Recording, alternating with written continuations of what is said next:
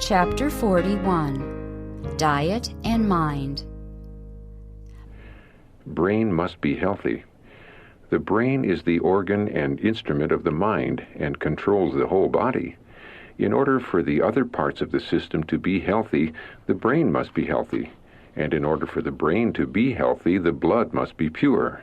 If by correct habits of eating and drinking the blood is kept pure, the brain will be properly nourished. The brain supplied with life and strength. The human organism is a wonderful piece of machinery, but it can be abused. The transformation of food into good blood is a wonderful process, and all human beings should be intelligent upon this subject. Each organ of the body gathers its nutrition to keep its different parts in action. The brain must be supplied with its share, the bone with its portion. The great master builder is at work every moment, supplying every muscle and tissue, from the brain to the ends of the fingers and toes, with life and strength. Results of flaunting nature's laws. God has granted to this people great light, yet we are not placed beyond the reach of temptation. An invalid, apparently very conscientious, yet bigoted and self-sufficient, freely avows his contempt for the laws of health and life, which divine mercy has led us as a people to accept. His food must be prepared in a manner to satisfy his morbid cravings. Rather than sit at a table where wholesome food is provided, he will patronize restaurants because he can there indulge appetite without restraint. A fluent advocate of temperance, he disregards its foundation principles. He wants relief, but refuses to obtain it at the price of self-denial. That man is worshiping at the shrine of perverted appetite. He is an idolater.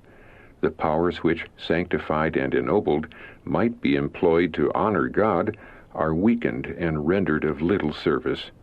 An irritable temper, a confused brain, and unstrung nerves are among the results of his disregard of nature's laws. He is inefficient, unreliable. Close relation between eating and mind.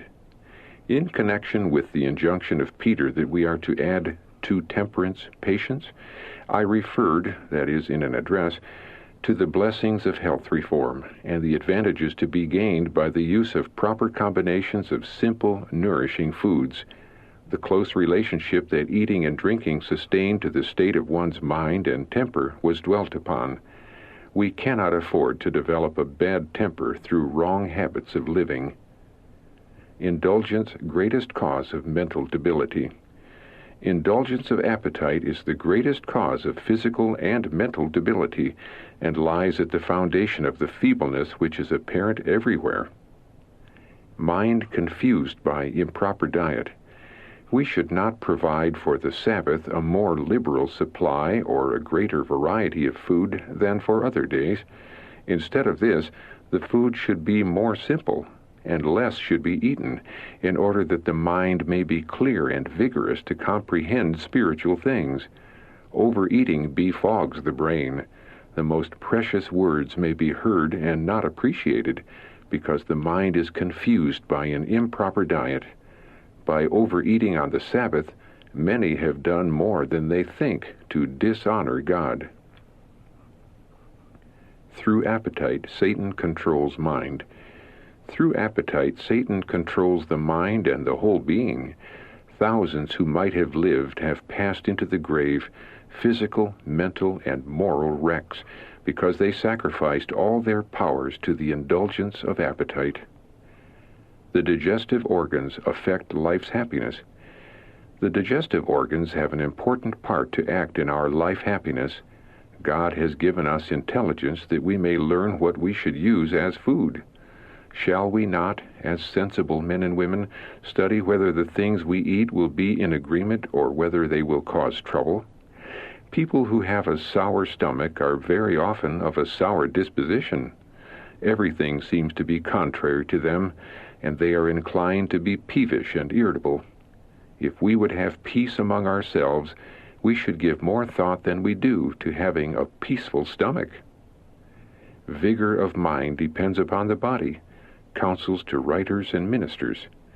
Obey the principles of health reform and educate others to do this. The health of the mind is to a large degree dependent upon the health of the body, and the health of the body is dependent upon the way in which the living machinery is treated. Eat only that food which will keep your stomach in the most healthy condition. You need to learn more thoroughly the philosophy of taking proper care of yourself in regard to the matter of diet. Arrange your work so that you can have your meals at regular hours. You must exercise a special care in this matter. Remember that to live the truth as it is in Jesus requires much self-discipline. Irregular hours and careless inattention to laws of health. The mind does not wear out nor break down so often on account of diligent employment and hard study as on account of eating improper food at improper times and of careless inattention to the laws of health.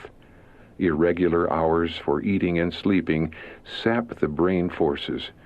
The Apostle Paul declares that he who would be successful in reaching a high standard of godliness must be temperate in all things. Eating, drinking, and dressing all have a direct bearing upon our spiritual advancement. Overcrowding the stomach weakens the mind. Overeating, even of the most wholesome food, is to be guarded against. Nature can use no more than is required for building up the various organs of the body, and excess clogs the system. Many a student is supposed to have broken down from overstudy when the real cause was overeating. While proper attention is given to the laws of health, there is little danger from mental taxation, but in many cases of so-called mental failure, it is the overcrowding of the stomach that wearies the body and weakens the mind. Indulgence blunts nobler sentiments of mind. The indulgence of appetite in overeating is gluttony. The great variety of foods often taken at one meal is enough to create a disordered stomach and a disordered temper. Therefore, God requires of every human being cooperation with Him, that none may go beyond his proper boundary in overeating or in partaking of improper articles of food. This indulgence strengthens the animal propensities and blunts the nobler sentiments of the mind. The whole being is degraded, and the human agent becomes the slave of appetite by pampering and indulging his own groveling sensual passions. Overeating produced forgetfulness and loss of memory. Counsel to a gourmand. You are a gourmand when at the table. This is one great cause of your forgetfulness and loss of memory. You say things which I know you have said, and then turn square about and say that you said something entirely different. I knew this, but passed it over as the sure result of overeating. Of what use would it be to speak about it? It would not cure the evil. Overeating blunts the emotions. Note, see Counsels on Diet and Foods, Overeating, pages 131 to 142. Intemperance in eating, even of food of the right quality, will have a prostrating influence upon the system and will blunt the keener and holier emotions. Strict temperance in eating and drinking is highly essential for the healthy preservation and vigorous exercise of all the functions of the body. Strictly temperate habits, combined with exercise of the muscles as well as of the mind, will preserve both mental and physical vigor and give power of endurance to those engaged in the ministry, to editors, and to all others whose habits are sedentary. As a people, with all our profession of health reform, we eat too much. Indulgence of appetite is the greatest cause of physical and mental debility, and lies at the foundation of feebleness, which is apparent everywhere. Restrict the varieties of food. We must care for the digestive organs and not force upon them a great variety of food. He who gorges himself with many kinds of food at a meal is doing himself injury. It is more important that we eat that which will agree with us than that we taste of every dish that may be placed before us. There is no door in our stomach by which we can look in and see what is going on, so we must use our mind and reason from cause to effect. If you feel all wrought up and everything seems to go wrong, perhaps it is because you are suffering the consequences of eating a great variety of food. God's plan for us. God desires us by strict temperance to keep the mind clear and keen, that we may be able to distinguish between the sacred and the common. We should strive to understand the wonderful science of the matchless compassion and benevolence of God. Those who eat too largely and those who eat unhealthful food bring trouble upon themselves, unfitting themselves for the service of God. It is dangerous to eat meat, for animals are suffering from many deadly diseases. Those who persist in eating the flesh of animals sacrifice spirituality to perverted appetite.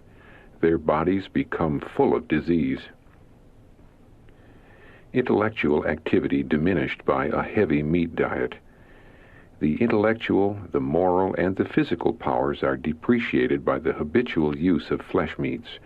Meat eating deranges the system, beclouds the intellect, and blunts the moral sensibilities. What we eat diminishes intellectual activity. We are composed of what we eat, and eating much flesh will diminish intellectual activity. Students would accomplish much more in their studies if they never tasted meat. When the animal part of the human agent is strengthened by meat eating, the intellectual powers diminish proportionately. A religious life can be more successfully gained and maintained if meat is discarded, for this diet stimulates into intense activities, lustful propensities, and enfeebles the moral and spiritual nature.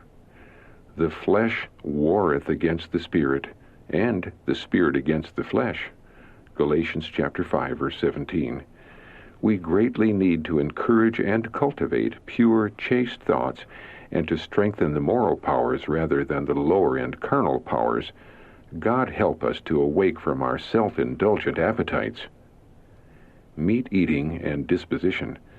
As a general thing, the Lord did not provide his people with flesh meat in the desert because he knew that the use of this diet would create disease and insubordination.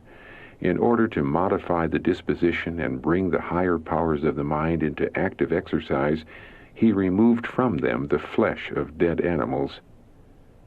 Results of pork eating. It is not the physical health alone that is injured by pork eating. The mind is affected and the finer sensibilities are blunted by the use of this gross article of food. Imprudent eater disqualifies for counseling. Sugar is not good for the stomach. It causes fermentation, and this clouds the brain and brings peevishness into the disposition. And it has been proved that 2 meals are better than 3 for the health of the system. Note, see Counsels on Diet and Foods, Number of Meals, pages 173 to 178. What a pity it is that often when the greatest self-denial should be exercised, the stomach is crowded with a mass of unhealthful food which lies there to decompose. The affliction of the stomach affects the brain. The imprudent eater does not realize that he is disqualifying himself for giving wise counsel, disqualifying himself for laying plans for the best advancement of the work of God. But this is so. He cannot discern spiritual things, and in council meetings, when he should say yea and amen, he says nay. He makes propositions that are wide of the mark. The food he has eaten has benumbed his brain power. Self-indulgence debars the human agent from witnessing for the truth. The gratitude we offer to God for his blessings is greatly affected by the food placed in the stomach. Indulgence of appetite is the cause of dissension, strife, discord, and many other evils. Impatient words are spoken, and unkind deeds are done. Dishonest practices are followed, and passion is manifested, and all because the nerves of the brain are diseased by the abuse heaped on the stomach. Coffee affects mental and moral powers. Coffee is a hurtful indulgence. It temporarily excites the mind, but the after effect is exhaustion, prostration, paralysis of the mental, moral, and physical powers. The mind becomes enervated, and unless through determined effort the habit is overcome, the activity of the brain is permanently lessened. Erroneous eating leads to erroneous thinking. The health of the body is to be regarded as essential for growth in grace and the acquirement of an even temper. If the stomach is not properly cared for, the formation of an upright moral character will be hindered. The brain and nerves are in sympathy with the stomach. Erroneous eating and drinking result in erroneous thinking and acting. High appreciation of atonement blunted. When we pursue a course to lessen mental and physical vigor in eating, drinking, or in any of our habits, we dishonor God, for we rob Him of the service He claims of us. When we indulge appetite at the expense of health, or when we indulge habits which lessen our vitality and mental vigor, we cannot have a high appreciation of the atonement and a right estimate of eternal things. When our minds are beclouded and partially paralyzed by disease, we are easily overcome by the temptations of Satan. Too much thought about food. It is impossible to prescribe by weight the quantity of food which should be eaten. It is not advisable to follow this process, for by so doing the mind becomes self-centered. Eating and drinking become altogether too much a matter of thought. Those who do not make a god of the stomach will carefully guard the appetite. They will eat plain, nourishing food. They will eat slowly and will masticate their food thoroughly. After eating, they will take proper exercise in the open air. Such need never trouble themselves to measure out precise quantities. There are many who have carried a heavy weight of responsibility as to the quantity and quality of food best adapted to nourish the system. Some, especially dyspeptics, have worried so much in regard to their bill of fare that they have not taken sufficient food to nourish the system. They have done great injury to the house they live in, and, we fear, have spoiled themselves for this life. Eat according to your best judgment, then be at rest. Some are continually anxious lest their food, however simple and healthful, may hurt them. To these let me say, do not think that your food will injure you. Do not think about it at all. Eat according to your best judgment, and when you have asked the Lord to bless the food for the strengthening of your body, believe that He hears your prayer, and be at rest. Intemperate persons cannot be patient. There are ample reasons why there are so many nervous women in the world complaining of the dyspepsia, with its train of evils. The cause has been followed by the effect. It is impossible for intemperate persons to be patient. They must first reform bad habits, learn to live healthfully, and then it will not be difficult for them to be patient. Many do not seem to understand the relation the mind sustains to the body. If the system is deranged by improper food, the brain and nerves are affected, and slight things annoy those who are thus afflicted. Little difficulties are to them troubles mountain high. Persons thus situated are unfitted to properly train their children. Their life will be marked with extremes, sometimes very indulgent, at other times severe, censuring for trifles which deserved no notice. Dyspepsia leads to irritability. A dyspeptic stomach always leads to irritability. A sour stomach leads to a sour temper. Your body must be kept in subjection if you make it a meet temple for the indwelling of the Holy Spirit. Eat sparingly of even wholesome food. Exercise moderately, and you will feel that your life is of some account. Unhealthful food stupefies the conscience. In health reform, our people have been retrograding.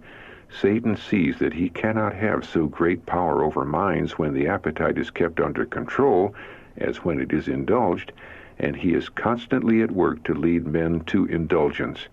Under the influence of unhealthful food, the conscience becomes stupefied, the mind is darkened, and its susceptibility to impressions is impaired.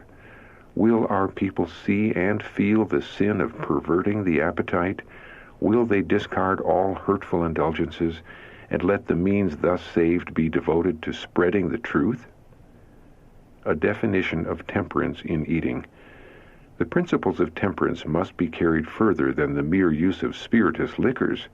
The use of stimulating and indigestible food is often equally injurious to health and in many cases sows the seeds of drunkenness. True temperance teaches us to dispense entirely with everything hurtful and to use judiciously that which is healthful. There are few who realize, as they should, how much their habits of diet have to do with their health, their character, their usefulness in this world, and their eternal destiny. The appetite should ever be in subjection to the moral and intellectual powers. The body should be servant to the mind, and not the mind to the body. Shunning extremes. Those who understand the laws of health and who are governed by principle will shun the extremes both of indulgence and of restriction. Their diet is chosen not for the mere gratification of appetite, but for the upbuilding of the body. They seek to preserve every power in the best condition for highest service to God and man. The appetite is under the control of reason and conscience, and they are rewarded with health of body and mind. While they do not urge their views offensively upon others, their example is a testimony in favor of right principles. These persons have a wide influence for good.